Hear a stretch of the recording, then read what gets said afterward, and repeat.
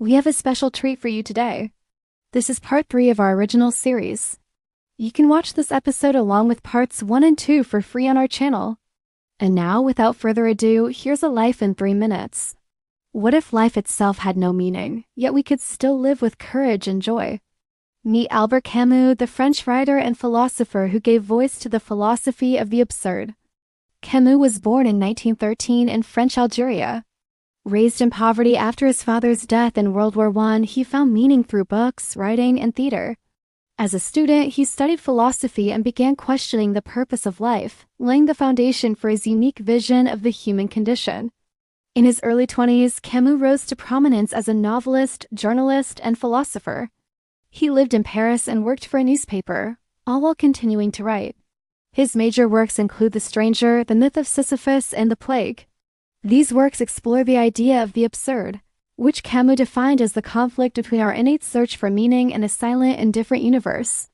At first glance, this may sound like a recipe for despair, but according to Camus, it's actually a call to action. In a universe that offers no inherent meaning, we are free to create our own. In his essay, The Myth of Sisyphus, Camus writes, "Man is condemned to be free because once thrown into the world, he is responsible for everything he does." For Camus, this freedom was both a burden and a gift. It's up to us to find beauty in a meaningless world. And according to Camus, that beauty can be found in love, solidarity, and even in everyday experiences. As he says in The Plague, there is more to life than dying. Despite the darkness that permeates much of his work, Camus was ultimately an optimist. He believed that we can find joy and meaning in our relationships and our experiences.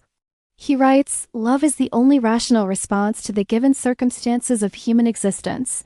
In 1957, Camus was awarded the Nobel Prize in Literature for his writings that illuminated the human struggle for freedom and dignity. Unlike many of his contemporaries in the existentialist movement, Camus rejected nihilism, the belief that life is inherently meaningless. Instead, he argued that we have the freedom and responsibility to create meaning in an absurd world. Albert Camus died in 1960 at the age of 46. He may have died young, but his words continue to inspire readers around the world. He reminds us that even in a meaningless and sometimes absurd world, we can live with courage, creativity, and hope. Thank you for watching. To keep these videos free, please consider making a donation.